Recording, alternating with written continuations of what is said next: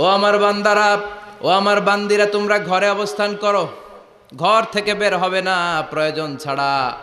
আর জাহিলি যুগের নারীদের মতো নিজেদের সৌন্দর্যকে প্রকাশ করে বের হবে না। কথাটা কার? বলো, কথা কার? আল্লাহর বাণী। আমার বান্দিরা, তোমরা ঘরে অবস্থান করবে, আর জাহিলি যুগের নারীদের মতো নিজেদের বিউটি, সৌন্দর্যকে এক্সপোজ করবে না, দেখিয়ে বেড়াবে না। ঘরের মধ্যে তোমাদের অবস্থান, তার মানে নারীর মূল আবাস কেন্দ্র হলো ঘর। পুরুষ থাকবে বাইরে, পুরুষ কাজ করতে যাবে, চাকরি করতে যাবে, সমাজে নেতৃত্ব দিতে যাবে, রাতের বেলা বিশ্রামের জন্য ঘরে আসবে। আর নারী সারাদিন সারা সময় ঘরে থাকবে, ডাক্তারের কাছে যাওয়ার জন্য ঘরের বাইরে যাবে, জরুরি প্রয়োজনে ঘরের বাইরে যাবে, ঠিক কিনা? তাহলে ঘরটা বেসিক্যালি নারীদের, ঘর নারীদের দখলে, আর বাহিরটা আমাদের দখলে। এটা হচ্ছে আল্লাহর দেয়া সিকোয়েন্স। সুবহানাল্লাহ পড়ে। কিন্তু নারীরা এখন ঘর থেকে বাইরে বেরোতে শুরু করেছে। আল্লাহ সিকোয়েন্স দিলেন নারী থাকবে ঘরে, পুরুষ বাইরে। আমরা উল্টায় ফেলছি, এখন আমরা থাকি ঘরে, নারীরা চলে গেছে বাইরে। এজন্য জ্বালা যন্ত্রণা ফ্যামিলির ভিতরে বেশি না কম? আমি বলে থাকি যে নারীরা দুই জায়গায় খুব বেশি যায়, হুমড়ি খেয়ে পড়ে। এক যায় বাজারে, দুই যায় মাজারে, ঠিক কিনা? মাজারে যায় অনেক।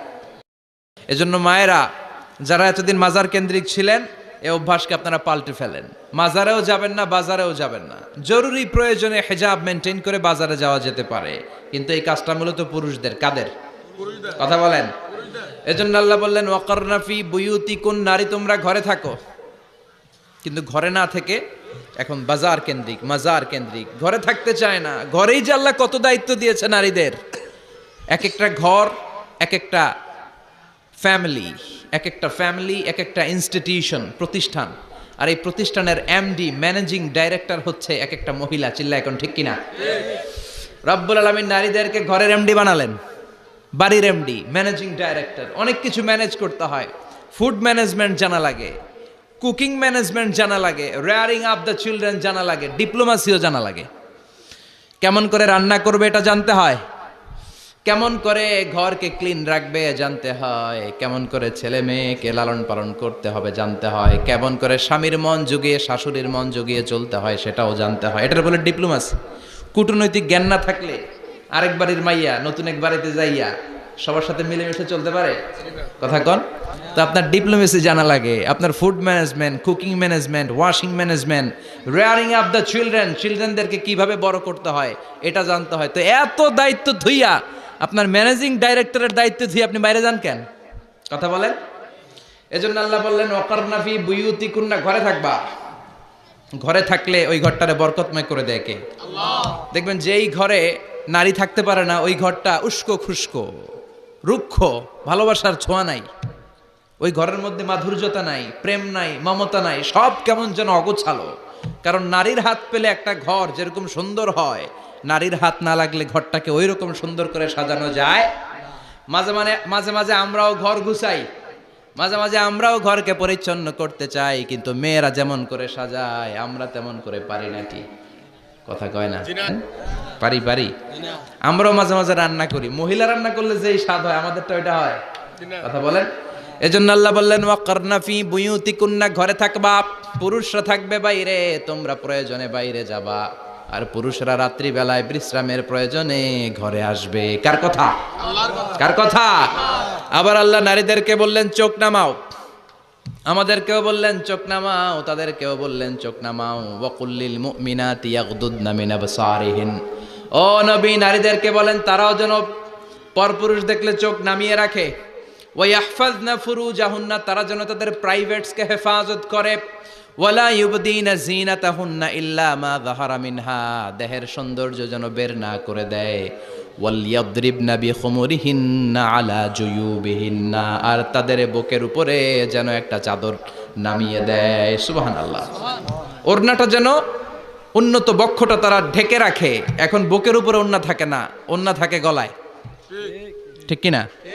অবশ্য এইখানে যে বোনেরা আসছে এদের এই সমস্যা নাই, এরা সবাই বোরকা পরে আসছে। এদের আত্মীয় স্বজনের মধ্যে ঝামেলা থাকতে পারে, তো আপনারা যে পৌঁছে দিবেন। ওড়না থাকবে কোথায়? নারীদের বুকের উপরে ওড়না থাকবে, চাদর থাকবে। গলার মধ্যে ওড়না রাখার জন্য বলা হয় নাই। ওয়ালিয়াদরিবনা বিখুমুরিহিন্না আলা জুয়ুবিহিন্না, বুকের উপরে রাখো, নিজেকে ঢেকে রাখো, হেজাব করো। হেজাব করলে নারীর মর্যাদা বাড়িয়ে দেয় কে? সম্মানিত বোনেরা, নারী স্বাধীনতার কথা যারা বলে টেলিভিশনে, এগুলো শুনে আপনারা ভড়কে যাবেন না, এগুলো শুনে আপনারা পাগল হবেন না। মনে রাখবেন, হেজাব আপনার অধিকার, হেজাব নারীর অধিকার, এটা নারীর সৌন্দর্যের প্রতীক। হেজাব নারীর আভিজাত্যের প্রতীক। হেজাব নারীর সৌন্দর্যের প্রতীক, আভিজাত্যের প্রতীক, তার রূপের প্রতীক। এটা তার অধিকার। চিৎকার করে বলেন ঠিক কিনা? কেমন করে হেজাব দেহ থেকে সরাতে হয়, কেমন করে দেহ থেকে কাপড় নামানো যায়, এটা হইল শয়তানের মিশন। এটা কি? শয়তান যখন নিষিদ্ধ ফল সাইয়েদনা আদম আর হাওয়া আলাইহিস সালামকে খাইয়ে দিল, সাথে সাথে জান্নাতের কাপড় পড়ে গেল। জান্নাতেও কাপড় খুলে দিল, দুনিয়াতেও খুলে। ঠিক কিনা?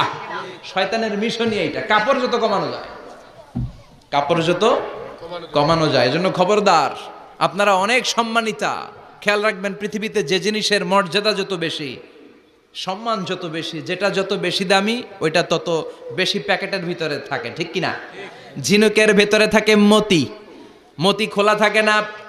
স্বর্ণ অলংকার, স্বর্ণের দোকানে যখন যাবেন দেখবেন শাটারের সামনে এত বড় বড় তালা, অন্য দোকানে এত মোটা তালা নাই। আবার যেখানে গ্লাস ফিটিং করা স্বর্ণ রাখা হয়, ওইখানেও কয়েকটা লকার সিস্টেম আছে না নাই? ঘরে যখন আমরা অর্নামেন্টস রাখি, গহনা রাখি, ঘরের সবচেয়ে গোপন কক্ষের ভেতরে, গোপন আলমারির ভেতরে, গোপন সিন্ধুকের গোপন ড্রয়ারের ভেতরে কয়েকটা তালা মেরে স্বর্ণ রাখি। জোরে কোন ঠিক কিনা? 50,000 টাকার বান্ডিল নিয়ে যখন রাস্তায় বেরোই, কেউ হাতে নিয়ে বেরোয় না, এমনি দেখা যায় না। এই যে দেখেন 50,000। কখনো কাউরে 1,000 টাকার নোট ধরেন, এটা 1,000 টাকার নোট। কয় হাজার টাকার নোট? কথা কয় না? 1,000 টাকার নোট। এটা কাউরে দেখবেন যে 1,000 টাকার নোটটারে এইভাবে কইরা এদিকে অর্ধেক আর এইভাবে রেখে রাস্তায় হাঁটতেছে। কোনো পাগলও হাঁটবে? কোনো পাগলও হাঁটে না, কারণ দামি জিনিস।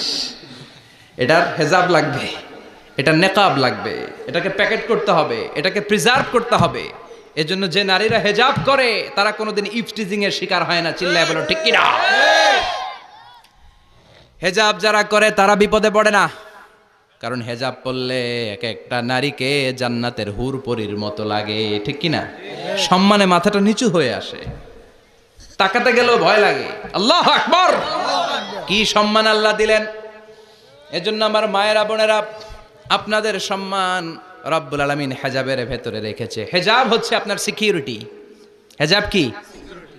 এটা আল্লাহর দেয়া আপনার জন্য সিকিউরিটি। আপনি আপনার সিকিউরিটিকে নষ্ট করতে পারবেন? এজন্য ইসলাম বলে, খবরদার, নারী যদি কোনো দূরের জায়গায় সফর করে, দূরের রাস্তায় সফর করে, নারী যেই তো সম্মানিত, একা একা কোনো নারী যেতে পারবে না। সিকিউরিটির দরকার আছে না নাই? বডিগার্ডের দরকার আছে না নাই?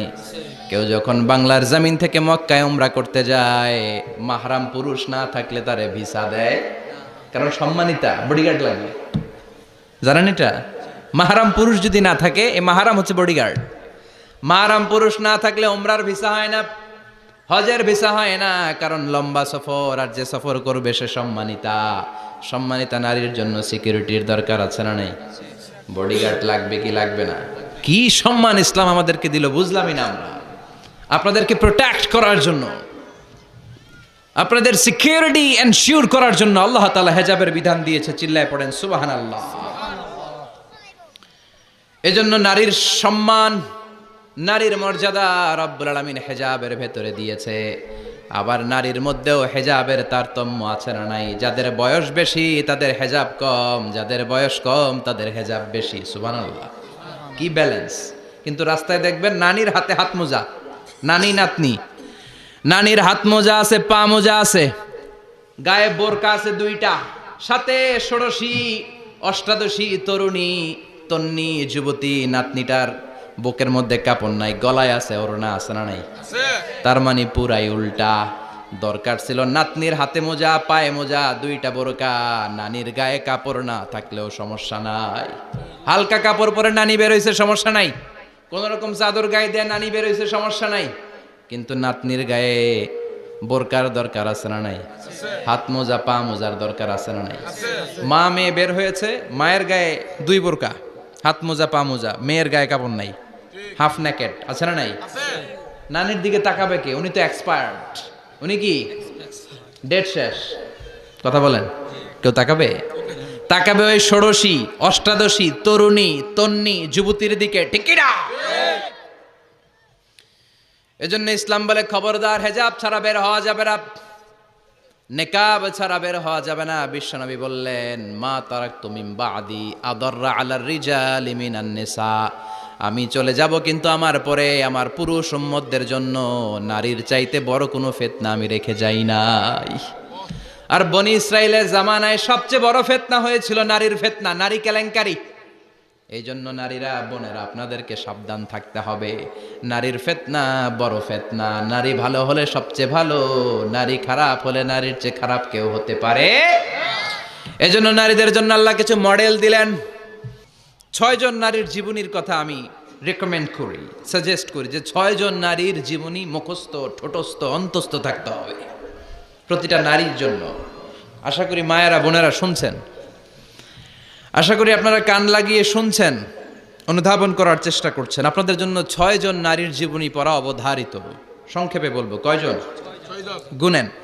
1 নম্বরে হচ্ছে হাজার, উম্মে ইসমাইল, সৈয়দনা ইব্রাহিমের বউ, সৈয়দনা ইসমাইল আলাইহিস সালামের আম্মা, নাম হলো হাজার। আমরা বলি বিবি হাজেরা। আমরা কি কই? হাজেরা আছে না? এই প্যান্ডেলেও হাজেরা নামে 2-1 জন বোন থাকতে পারে। আসলে নামটা হচ্ছে হাজার। নামটা কি? হাজার। এই হাজার হচ্ছে আপনাদের 1 নাম্বার মডেল। 2 নাম্বার, কুখ্যাত সন্ত্রাসী ফেরাউনের বউ আসিয়া আপনাদের 2 নাম্বার মডেল। 3 নম্বরে ঈসা আলাইহিস সালামের আম্মা মারিয়াম আলাইহিস সালাম আপনাদের মডেল। বিশ্বনবীর প্রথম বউ খাদিজা আপনাদের মডেল। বিশ্বনবীর একমাত্র কুমারী বউ মা আয়েশা আপনাদের মডেল। আর বিশ্বনবীর কলিজার টুকরা সাইয়্যিদাতুনা ফাতিমা আপনাদের জন্য মডেল। সুবহানাল্লাহ। কয়জন? 6 জন। জোরে বলেন। 6 জন। ফাতিমা রাদিয়াল্লাহু তাআলা আনহা বিশ্বনবীর কলিজার টুকরা। চাচাতো ভাই আলীর সাথে বিয়ে হলো। আলী যখন প্রস্তাব দিল, ফাতেমার কাছে যে বলে, ও ফাতেমা রাজি আছো কিনা? চুপচাপ, কথা কয় না। বিশ্বনবী বুঝলেন রাজি, 2 জনকে বিয়ে পড়িয়ে দিলেন। বিয়ে পড়িয়ে 2 জনকে দাঁড় করিয়ে দিয়ে বিশ্বনবী অজু করলেন। অজু করার পরে সামান্য কিছু অজুর পানি ছিল, আলীর মাথার মধ্যে ছিটিয়ে দিলেন, বরকতের পানি। সুবহানাল্লাহ কইবেন না? সুবহানাল্লাহ। অজু করে সাইয়েদনা আলীর মাথার মধ্যে ছিটিয়ে দিলেন আর দোয়া করে দিলেন, বারাকাল্লাহু লাকুমা ওয়া বারাকা আলাইকুমা ওয়া জামাআ বাইনাকুমা ফি খাইর। আল্লাহ তোমাদের 2 জনকে বরকত দিয়ে দাম্পত্য জীবন শুরু করার তৌফিক দান করুক। আবার দোয়া করলেন, আল্লাহুম্মা বারিক লাহুমা ফি বিনাইহিমা, ওদের সম্পর্কে বরকত দেন। ওয়া নাসালিহিমা, শিবলিহিমা, ওদের গর্ভে যেই সন্তান আসবে এগুলোর শ্রেষ্ঠ সন্তান বানান। 1 বছরের ব্যবধানে ঘরটাকে আলোকিত করে প্রথম সন্তানের জন্ম হাসান। সুবহানাল্লাহ। হাসান রে বিশ্বনবী এত আদর করেছেন, বিশ্বনবীর কাছ থেকে এত আদর কেউ কোনোদিন পায় নাই। হাসান রে বিশ্বনবী ডাকতেন লুকা। বুখারীর বর্ণনা। শব্দটা কি? লুকা মানে পিচ্ছি। ছোট বাচ্চাদেরকে আপনারা কি কন? আরে পিচ্ছি তো আমি কইছি, আপনারা কি কন? নাগাইশে কি বলেন? বাচ্চা বলেন, বাবু বলেন, আর কিছু কি বলেন? আর কিছু নাই। তাহলে এই যে বাবু, পিচ্ছি, হ্যাঁ, এই বাবু পিচ্ছি আরবি হচ্ছে লুকা। বিশ্বনবী ফাতেমার ঘরে এসে বলতেন, আইনা লুকা, পিচ্ছিটা কই রে? আমার হাসান কই, আমার নানা ভাই কই? আর বিশ্বনবীর আওয়াজ শুনলে হাসান এসে বিশ্বনবীর কাঁধে। আল্লাহু আকবার। বিশ্বনবী বলতেন, ফাতেমা আমার কলিজার টুকরা, যে ফাতেমারে কষ্ট দেয় সে আমারে কষ্ট দেয়, ফাতেমারে আনন্দ দেয় মানে আমি বিশ্বনবীরে আনন্দ দেয়। এই ফাতেমা সব সময় পর্দায় থাকতেন, দিনের বেলা বেরোতেন না, সারা দিনে টয়লেট করতেন একবার, সেটাও করতেন রাত্রে, যাতে দিনের বেলা কেউ তারে না দেখে। কি ব্যালেন্স লাইফ, কি ব্যালেন্স লাইফ! রাতে একবার টয়লেটে যাওয়া মানে কি সারা দিন খাওয়া দাওয়া এরকম ব্যালেন্স করে করতেন। কেউ দেখতে পারে নাই ওনারে, কেমন ছিল কেউই জানতো না। এমন ভাবে চলাফেরা করতো, কোনো পুরুষদের সামনে দিয়ে কখনো যেতেন না। এজন্য ইন্তেকালের আগে আলীকে বললেন, আলী, বিশ্বনবীর ওসিয়ত অনুযায়ী কিছুদিন পরে আমি আমার বাবার সাথে সাক্ষাৎ করব। ইন্তেকালের সময় বেশি লোক আমার জানাজাতে আসার দরকার নাই, নিজেরা দোয়া করে দিলে চলবে। আর আমার জানাজার খাটিয়ার উপর দিয়ে বিশাল একটা বোরকা দিয়ে দিও। এটার আরবিতে বলে নাউশ। কি বলে? এই প্রথম কোন নারী তার খাটিয়ার উপরে নাউস ব্যবহার করেছে, জন্য এটাকে বলে সুন্নাতু ফাতিমা, ফাতেমার সুন্নাত। সাইয়েদাতুনা ফাতেমার আগে কেউ জানাজার খাটিয়াতে নাউস ব্যবহার করে নাই। আল্লাহু আকবার। আলীকে বলে গেলেন, আলী অল্প কয়েকজন পুরুষ নিয়ে জানাজা দিও, বেশি মানুষের কাছে আমার নিও না। দুনিয়ার বুকে আমি লুকিয়ে লুকিয়ে চলতাম, মরার পরে লুকিয়ে লুকিয়ে আল্লাহর কাছে চলে যেতে চাই, পুরুষদের সামনে আমার নিও না। ও মা, এই ফাতেমার জীবনী থেকে আপনার জন্য শিক্ষা হলো পর্দা। সব সময় এই পর্দাটা দেহে থাকার দরকার আছে না নাই? রাজি আছেন তো? তাহলে এই 6 জন নারীর জীবনে যদি আমার মায়েরা পরে, আমার মায়েরা বোঝে, ওই মায়েরা বিপদগামী হতে পারে নাকি?